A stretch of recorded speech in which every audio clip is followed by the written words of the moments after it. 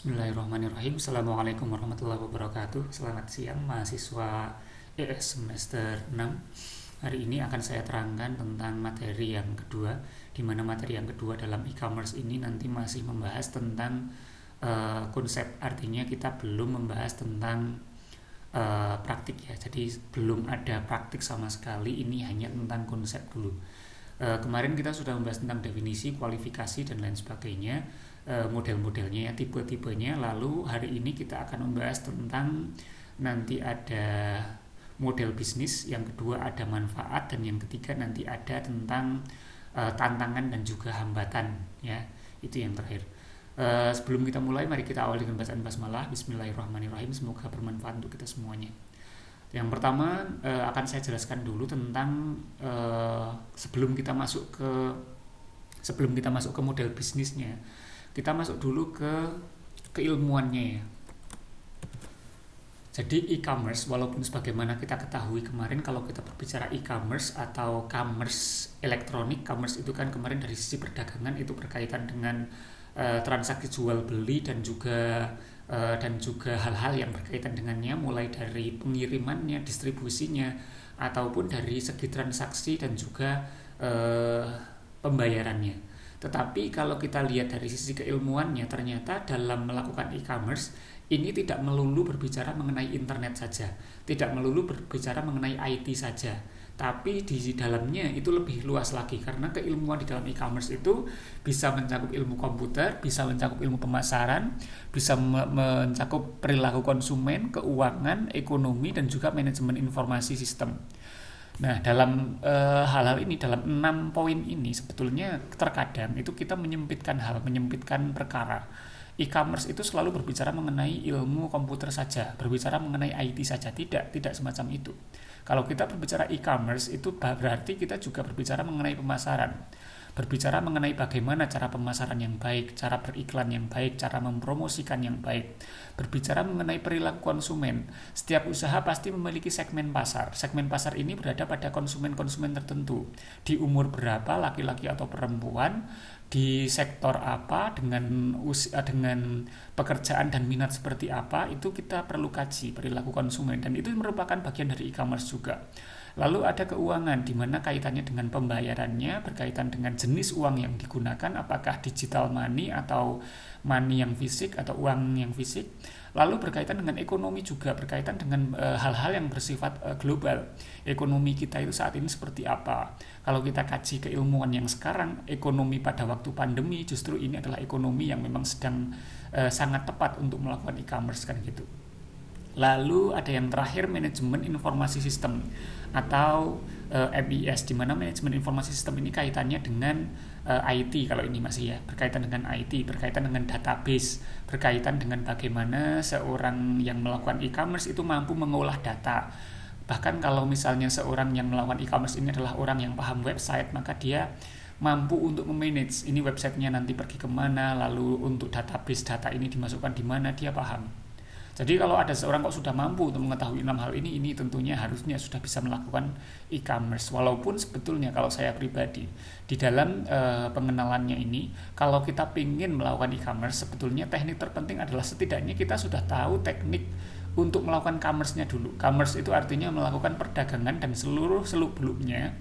Sudah pernah melakukan jual beli, sudah pernah melakukan suatu usaha jual beli, transaksi commerce, transaksi perdagangan, tinggal ditambahkan dengan IT-nya seperti itu. Karena tidak semua orang bisa IT. Artinya biasanya sih kalau manusia itu kan parsial ya. Ada yang paham IT-nya tapi nggak paham perdagangan. Ada yang paham perdagangan tapi nggak paham IT. Nah, ini mungkin juga bisa kolaborasi antara dua orang atau beberapa orang, yang sebagian kelompok dia paham mengenai IT, yang sebagian kelompok paham tentang perdagangan, paham tentang usahanya, sehingga ada kolaborasi, itu juga bisa. Jadi setidaknya ini saya perlu tekankan dulu bahwasannya berbicara e-commerce tidak selalu hanya tentang internet dan juga IT. Selanjutnya tentang model-model bisnis di dalam e-commerce.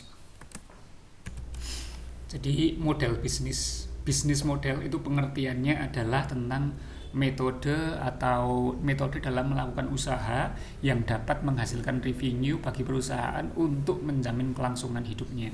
Jadi bisa dikatakan model bisnis atau bisnis model itu merupakan metode yang digunakan oleh seorang manajer dalam mengelola suatu usaha.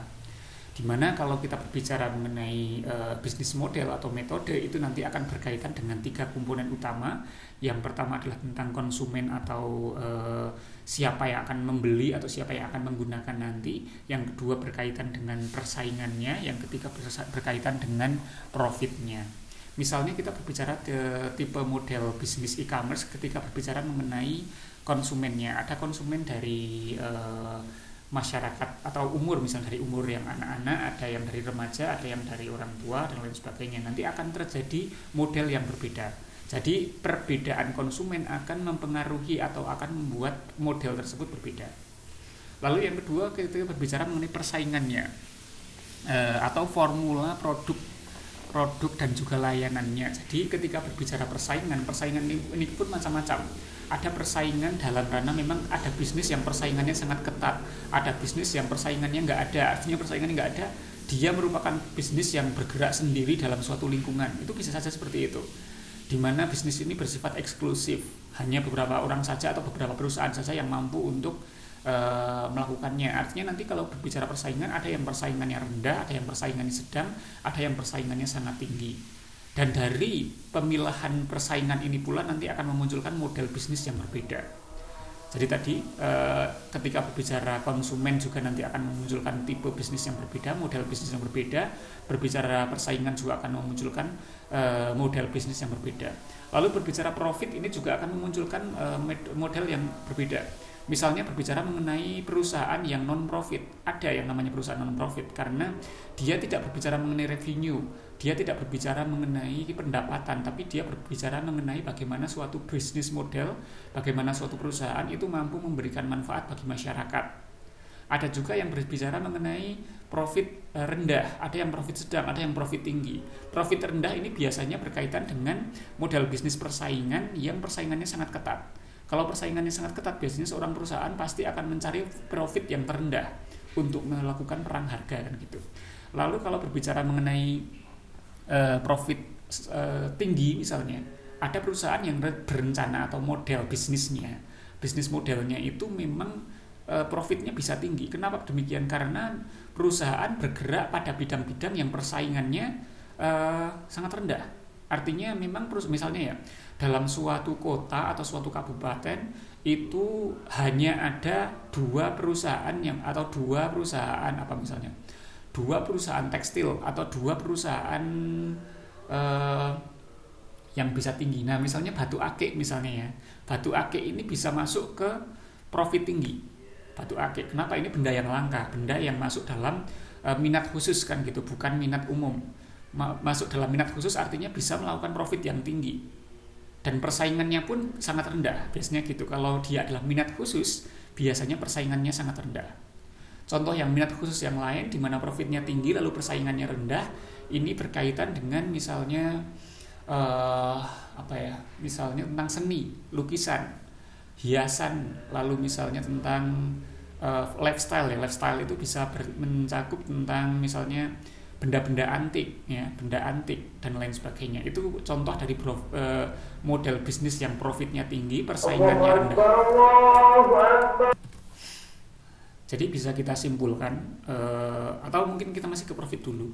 Ada bisnis yang model profitnya itu profit rendah ya. Profit rendah itu artinya biasanya suatu perusahaan akan mematok margin atau keuntungan itu paling besar biasanya 5% misalnya. Kenapa demikian? Karena bidang perusahaan ini masuk pada bidang yang dia itu persaingannya sangat tinggi. Persaingannya sangat tinggi artinya misalnya ya, yang persaingan tinggi itu misalnya perusahaan atau misalnya UMKM atau usaha bakso. Usaha bakso di mana itu sudah banyak sekali yang menjual bakso. Otomatis kalau dia kok profitnya terlalu tinggi, baksonya nggak akan laku karena persaingannya tinggi. Jadi mudahnya seperti itu. Jadi kalau kita bisa petakan di sini ya, ada 2 jenis usaha memang, model bisnis yang akan berkaitan dengan konsumen, persaingan dan juga profit. Ada model bisnis minat khusus, ada model bisnis yang berkaitan dengan hajat hidup orang banyak. Minat khusus ini adalah bisnis-bisnis yang berkaitan dengan kalau kita berbicara minat khusus ya, Minat khusus pasti dia berbicara mengenai bisnis yang persaingannya itu rendah, lalu profitnya tinggi. Sebaliknya, minat umum itu berarti kita berbicara mengenai usaha-usaha yang berkaitan dengan hajat hidup orang banyak. Biasanya persaingannya itu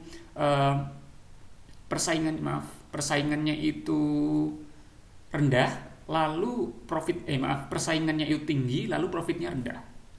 Kalau konsumennya ini saya kira bervariasi untuk masing-masing minat ya.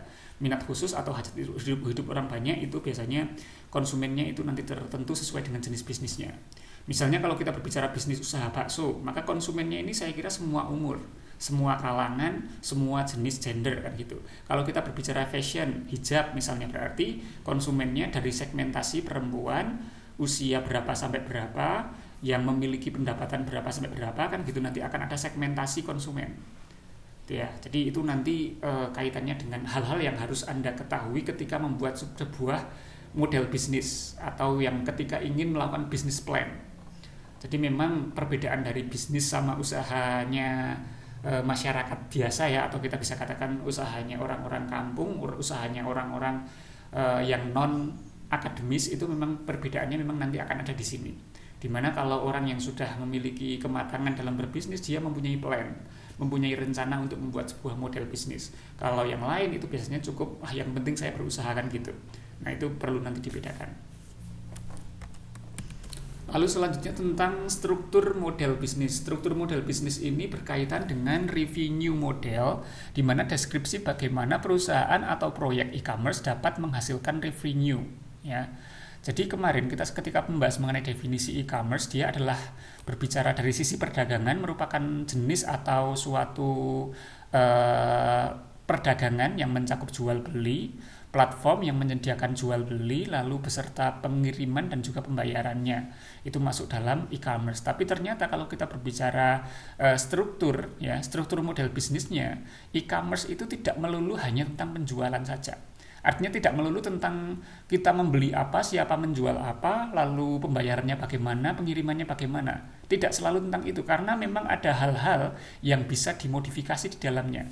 Tentu saja kalau kita berbicara struktur model yang pertama, dia berbicara penjualan, berbicara marketplace, berbicara tentang penjualan online, jual beli online kan gitu, itu yang pertama. Tetapi ternyata ada yang namanya komisi transaksi. Ada sebuah bisnis e-commerce di mana dia tidak menjual apapun. Dia hanya melakukan penawaran. Jadi dia merupakan sebuah mediator, di mana mediator ini dia akan meminta para supplier untuk memasangkan produknya di situ.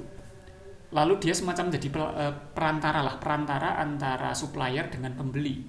Di mana nanti kalau terjadi transaksi, si perantara ini nanti akan mendapatkan komisi. Ya mudahnya yang kedua ini merupakan makelar ya. Bisnis makelar, tapi makelarnya itu makelar online. Ada semacam ini. Ada beberapa platform yang bisa masuk di sini. Bahkan kalau Anda ketahui beberapa website e-commerce yang menyajikan jual beli itu beberapa juga ada yang masuk dalam kategori ini. Artinya websitenya nggak jual, dia hanya menjadi tempat untuk para supplier menjajakan produknya. Contoh yang paling gampang, marketplace Shopee misalnya, Shopee atau Tokopedia. Shopee atau Tokopedia itu kalau kita gali lagi di dalamnya ada beberapa hal di mana itu sistem bisnis dari konsumen ke konsumen. Shopee ini yang memiliki bukan penjual hanya memasangkan perdagangannya di sana. Yang memiliki juga bukan pembeli hanya tahu ada suatu platform bernama Shopee. Tetapi si pengelola Shopee ini dia nanti akan mendapatkan komisi kalau misalnya ada transaksi yang berjalan. Baik dari sisi komisi dari websitenya, maupun komisi dari sisi pajaknya, maupun komisi dari si penjualnya. Itu nanti ada di sana. Jadi ada yang namanya komisi transaksi, di mana ini biasanya ya bahasa kita ya mungkin makelar tapi dari sisi online-nya gitu. Versi online dari makelar yang ada. Lalu yang selanjutnya tentang iuran anggaran atau biaya pendaftaran. Masih sama dengan komisi transaksi. Ini sama aja dengan tadi makelar, cuman tadi bedanya adalah makelar yang jenis yang ketiga ini dia mematok harga pendaftaran sebagai komisinya. Jadi dia tidak mengambil komisi dari transaksi, tapi dia mengambil komisi dari pendaftaran. Jadi misalnya seorang penjual pengen menjajakan produknya di mana, di platform apa, di website mana, dia harus mendaftar dulu lalu memberikan komisi. Nah, komisinya ini yang diambil oleh si iuran, si model bisnis yang ketiga ini, si makelar ini. Di mana makelar ini dia tidak meminta komisi dari transaksi yang terjadi, tapi dia meminta biaya pendaftaran dari si penjual. Atau bahkan mungkin ada yang meminta komisi atau pendaftaran, ya, biaya pendaftaran dari pembeli. Tapi saya kira itu agak jarang, biasanya dari penjualnya. Penjual lah yang mendaftar ke sebuah platform. Nah, si makelar ini dia dapat keuntungan dari sana, dari biaya pendaftaran. Yang keempat adalah iklan. Iklan ini merupakan jenis model bisnis juga. Jadi misalnya kita berbicara mengenai YouTube ya, YouTube itu kan sepertinya hanya platform hiburan untuk menonton video gitu. Tapi itu ternyata di sana ada business plan e-commerce, yaitu tentang iklannya. Di dalam YouTube kita melihat film, melihat klip, itu biasanya ada iklan-iklan yang berjalan. Nah, perusahaan yang menjalankan iklan ini dia juga merupakan bisnis e-commerce. Perusahaan yang menjalankan iklannya artinya dia perusahaan iklan, memang perusahaan yang memang mengiklankan sesuatu, di mana dia meminta beberapa supplier untuk mengiklankan produknya atau mengiklankan jasanya. Lalu si perusahaan pengiklan ini nanti mencantumkan misalnya di Facebook, misalnya di YouTube, misalnya di Google, misalnya di platform-platform lain lah. Yang jelas dia bersifat iklan. Jadi platform atau perusahaan iklan itu juga masuk ke perusahaan e-commerce. Lalu ada perusahaan royalti. Nah, kalau royalti ini sebetulnya ini adalah perusahaan yang bersifat yang hampir sama dengan makelar online tadi, tapi bedanya dia tidak mengambil komisi dari transaksi, tapi dia mengambil royalti. Kalau mengambil royalti itu memang ini hampir sama ya, tapi konsepnya kalau royalti itu kan dari setiap penjualan dia juga akan mendapatkan prosentase gitu ya.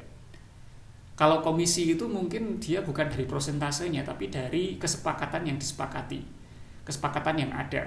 Jadi kalau komisi itu dari kesepakatan aja, tiap transaksi berapa rupiah, berapa dolar kan gitu. Kalau untuk royalti ini biasanya dari prosentase. Jadi dari setiap transaksi yang terjadi, nanti keuntungannya berapa persen masuk ke kantong si perusahaan royalti ini.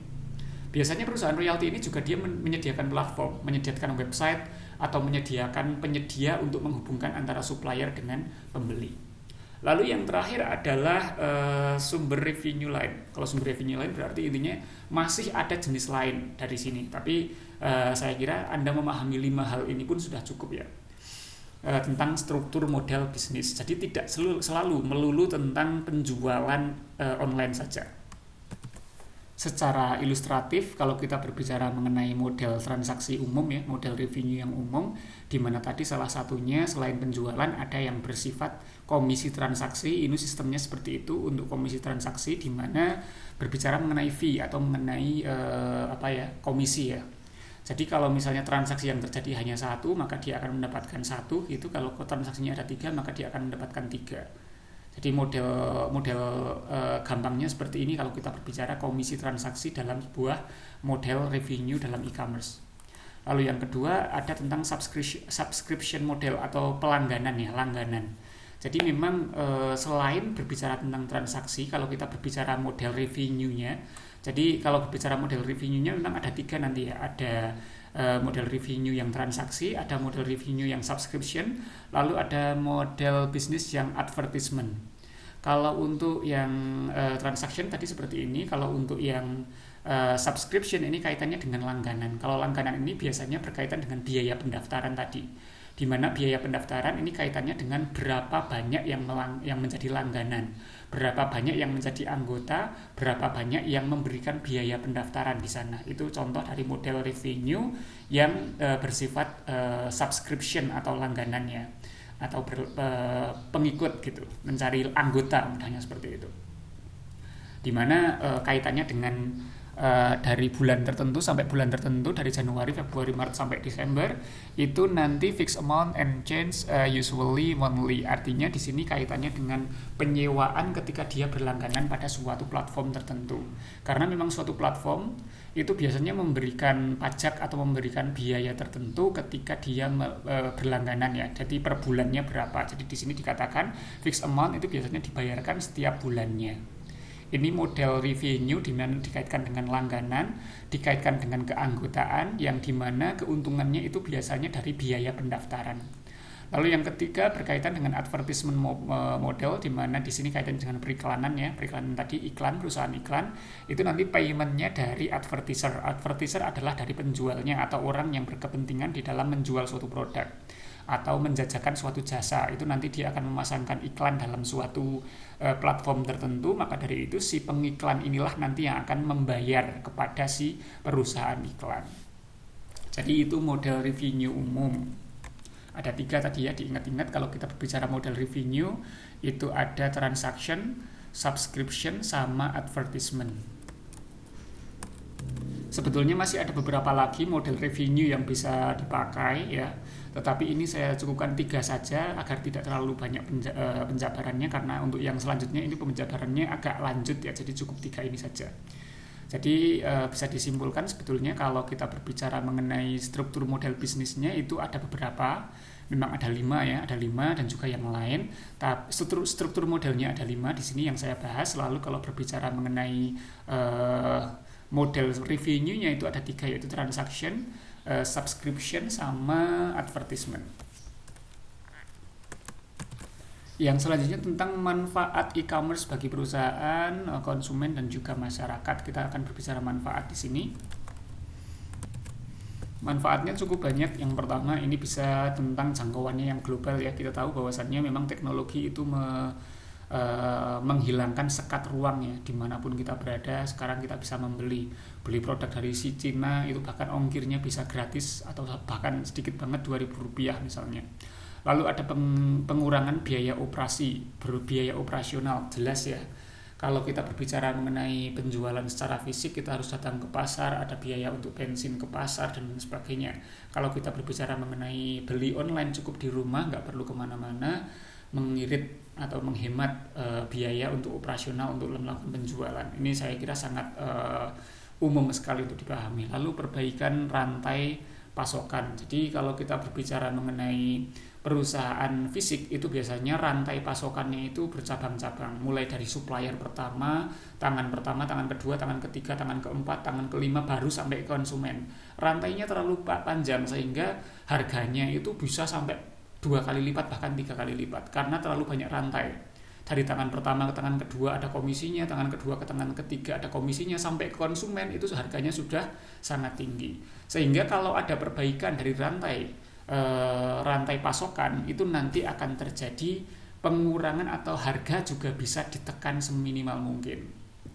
Makanya kita harus sadar bahwasannya dengan adanya e-commerce itu kita bisa katakan perusahaan-perusahaan fisik itu semakin tergerus atau semakin tergusur.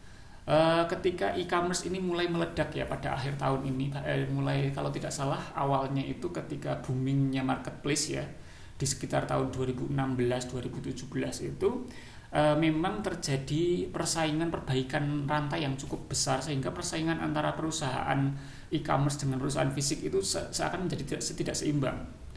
Misalnya kita berbeli aksesoris, misalnya headset aja. Headset di counter di toko fisik sama headset di toko online itu harganya bisa sampai 2 kali lipat lebih mahal yang ketika di toko fisik kan gitu.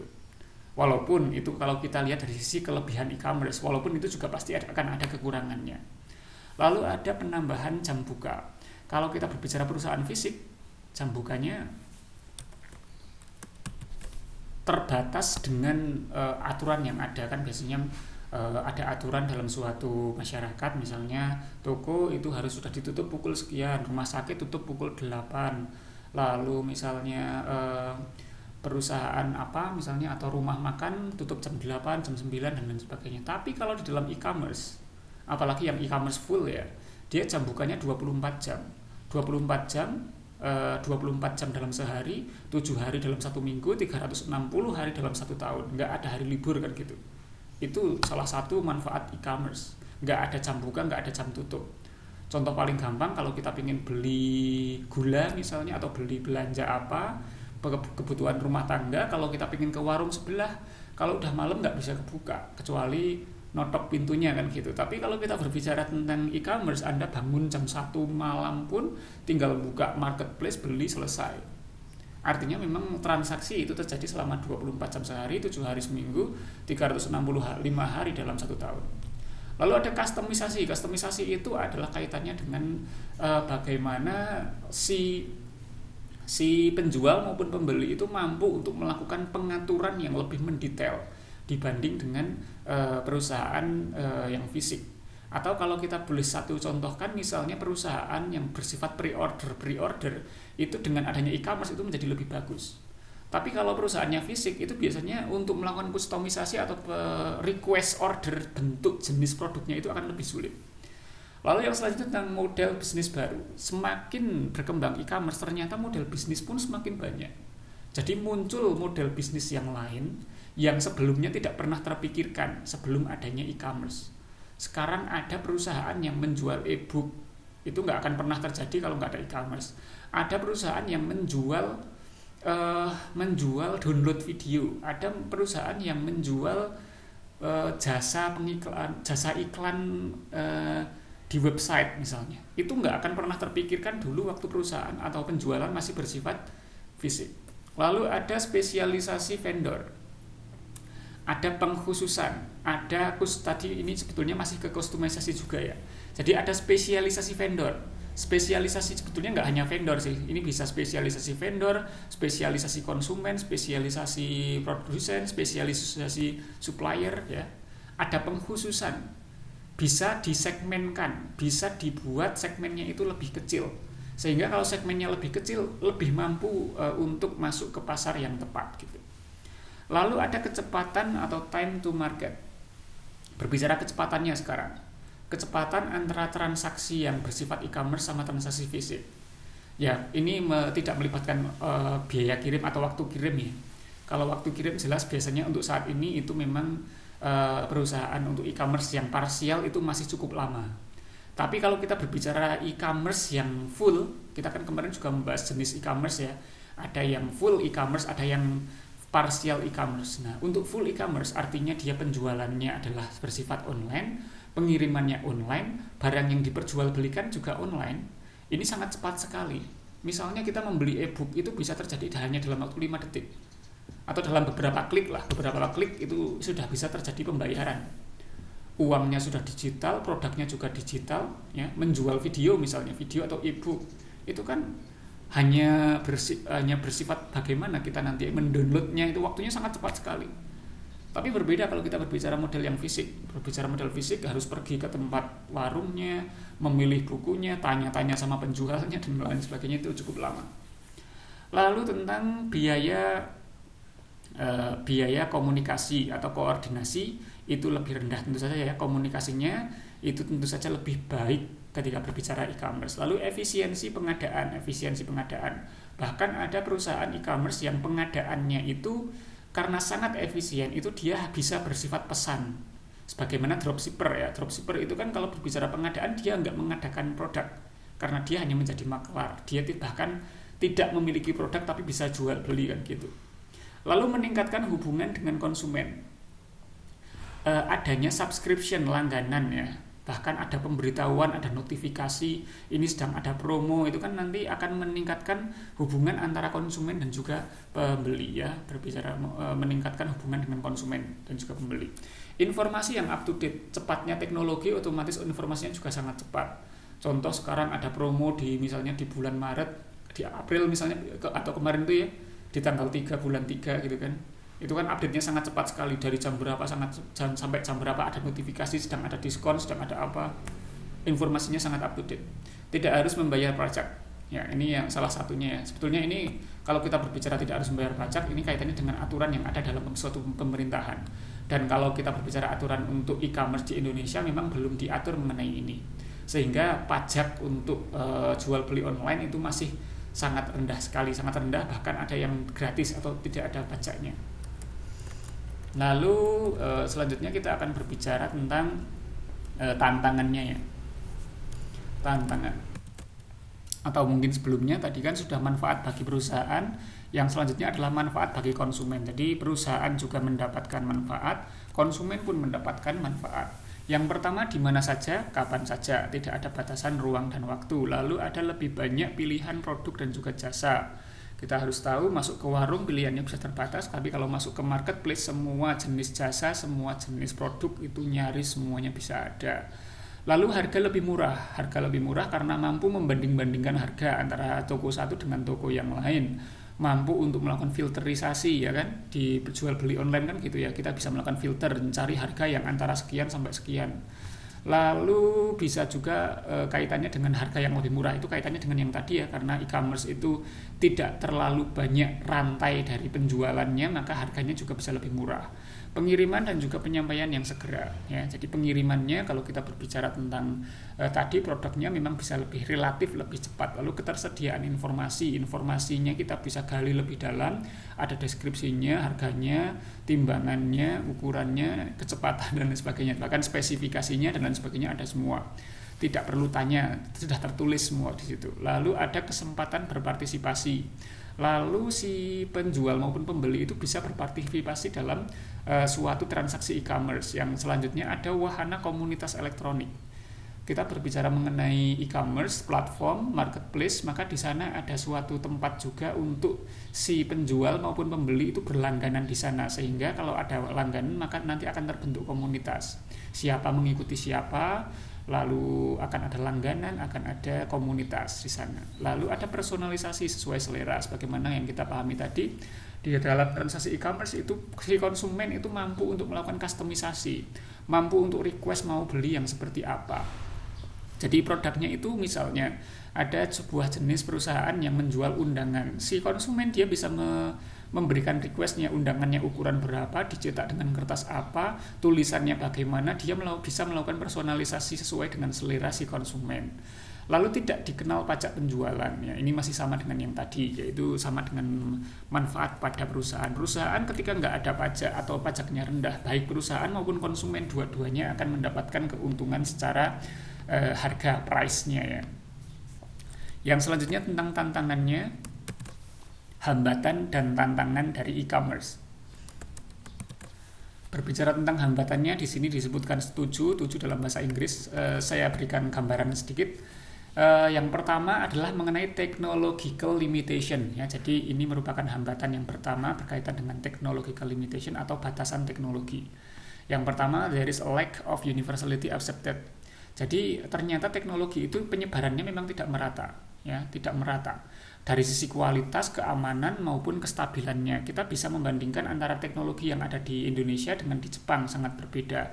Teknologi yang di Jakarta dengan yang di Jawa Tengah sudah sangat berbeda. Artinya memang ada tidak merata berbicara mengenai technological limitation atau batasan teknologinya. Lalu ada telecommunication bandwidth ya. Jadi bandwidth itu bisa dikatakan semacam kayak servernya, dia itu menyediakan bandwidthnya itu masih terbatas dan tidak merata juga antara satu tempat dengan tempat yang lain. Lebih spesialnya ya masih insufficient atau belum pas atau belum memadai, dan juga telekomunikasi bandwidthnya juga masih sangat terbatas. Di satu tempat dengan tempat yang lain pun akan sangat berbeda. Software development, kita harus pahami bahwasannya di tahun masih dalam beberapa hari software selalu mengalami updating, selalu mengalami perkembangan, sehingga dengan adanya perkembangan software yang sangat cepat ini pun nanti menjadi hambatan. Kenapa menjadi hambatan? Karena yang tertinggal dari sisi software dia akan tergusur oleh software yang lebih canggih lagi. Lalu there are difficulties, ada kesulitan in integrating the internet and e-commerce software. Jadi kesulitan teknis berkaitan dengan softwarenya. Lalu ada special web server are needed in addition to the network server. Jadi masih kaitannya dengan web server ya, kaitannya dengan technical, artinya ada hambatan yang secara teknis untuk menghubungkan server dengan network server. Nah ini masalah technical saja ya.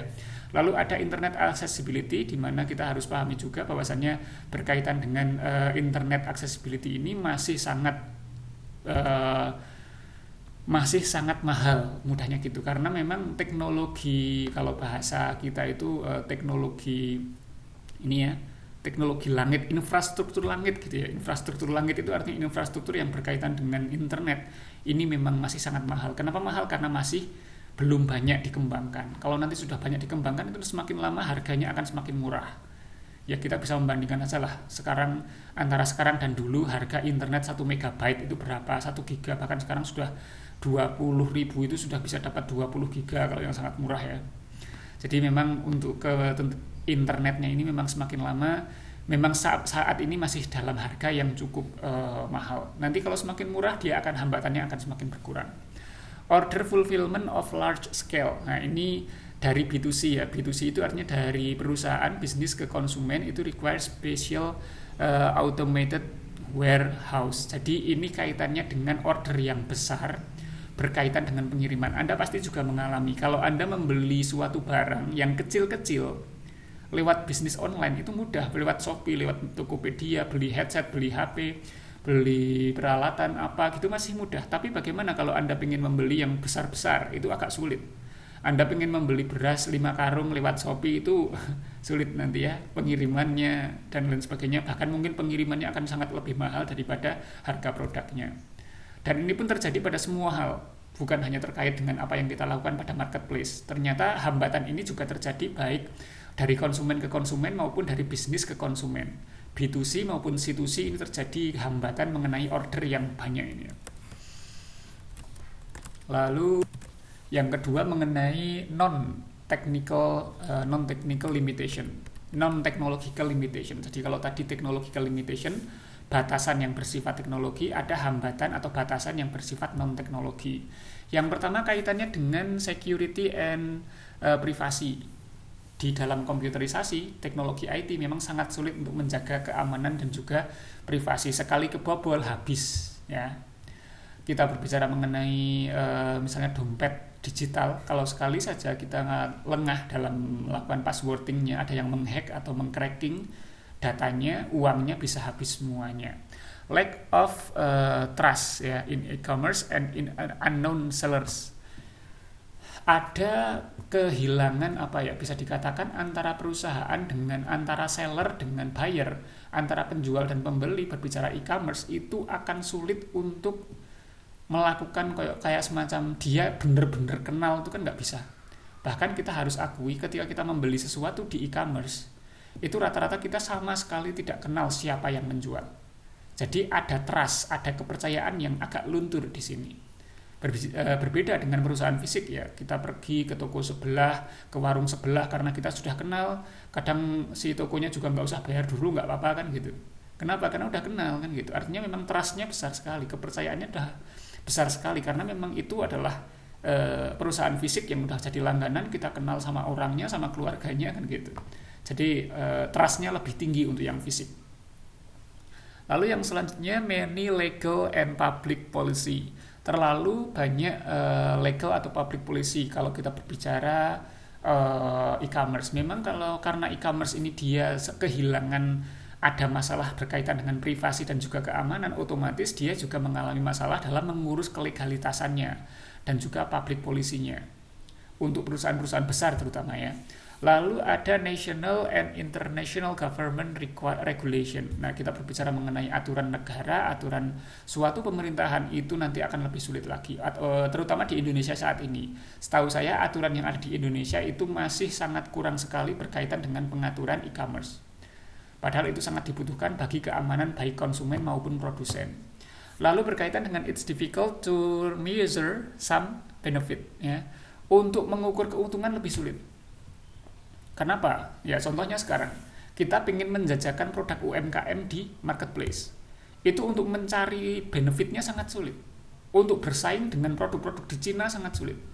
Anda coba bandingkan ya, benda-benda atau peralatan-peralatan yang Anda beli dari toko-toko di luar negeri di e-commerce sama toko-toko yang ada di Indonesia, itu harganya akan sangat lebih murah di Cina. Nah, itulah yang akan membuat perusahaan-perusahaan kecil di Indonesia yang UMKM itu nanti akan sulit untuk bersaing berkaitan dengan benefit atau keuntungan ketika kita menjajakan produk di e-commerce. Jadi sulit untuk mengukur dari keuntungannya. Lalu some customer like to feel and touch product.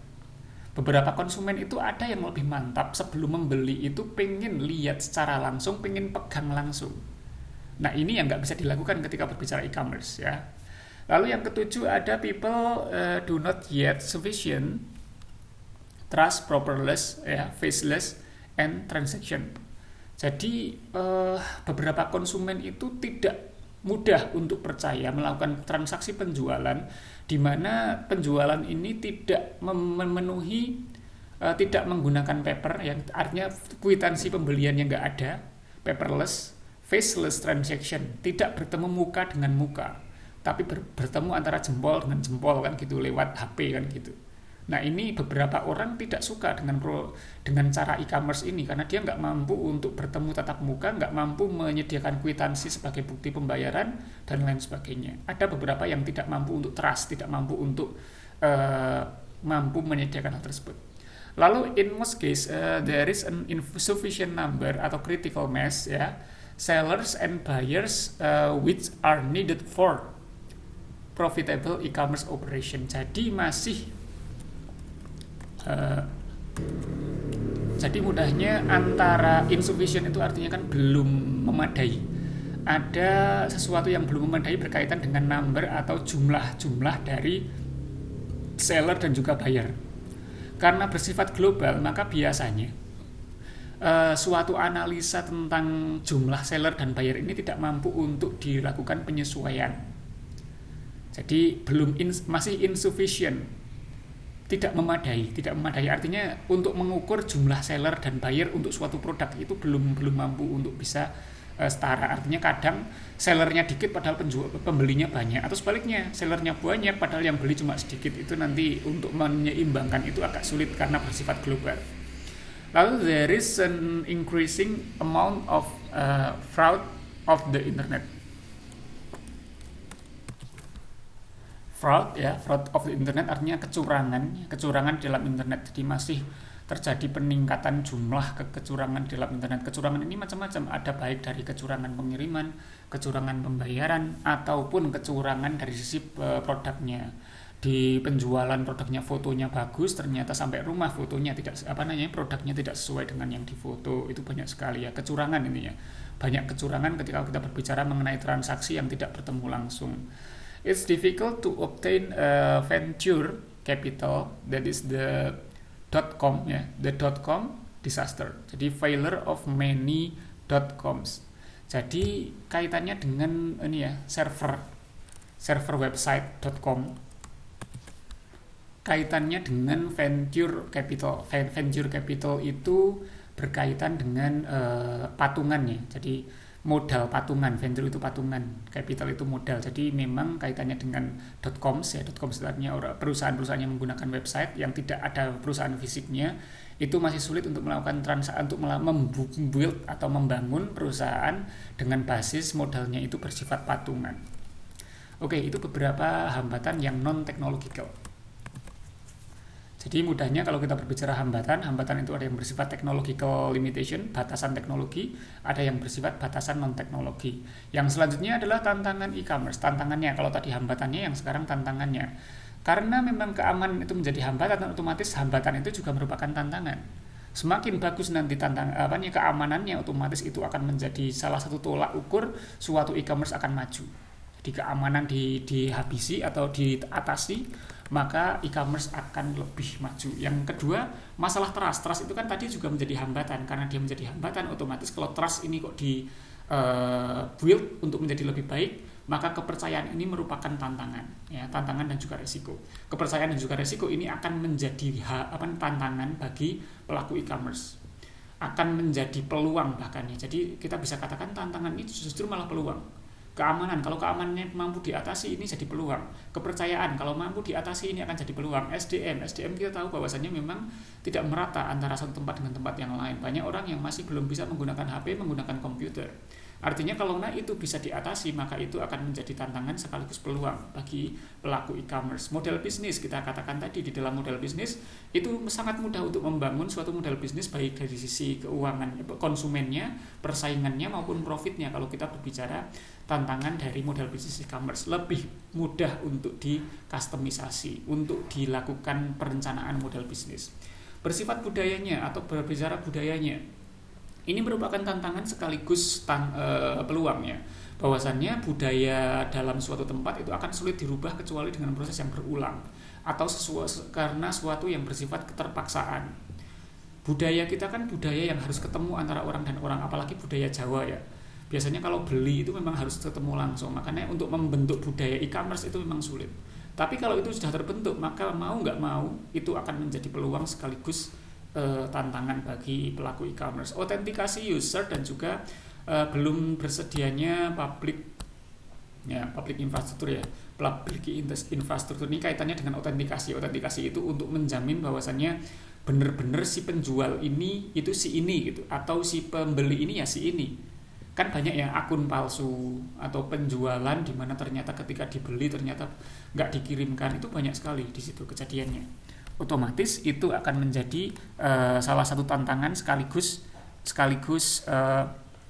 tantangan sekaligus peluang bagi perusahaan e-commerce. Lalu ada masalah organisasi, ada penipuan, ada akses internet, ada permasalahan hukum atau legalitas. Ini saya kira sudah terbahas tadi ketika membahas hambatan. Karena memang kalau kita berbicara hambatan dan juga tantangan itu sebetulnya nyaris sama. Tantangan atau peluang ini akan terbentuk dari hambatan yang ada. Seorang bisnismen adalah orang yang mampu melihat suatu hambatan itu menjadi peluang, menjadi tantangan bagi dia untuk semakin maju. Oke, saya kira cukup untuk materi hari ini. Kita lanjutkan untuk pertemuan minggu depan. Tidak ada tugas sampai pertemuan kedua ini karena memang kita masih membahas teori dulu. Kurang lebihnya mohon maaf. Assalamualaikum warahmatullahi wabarakatuh.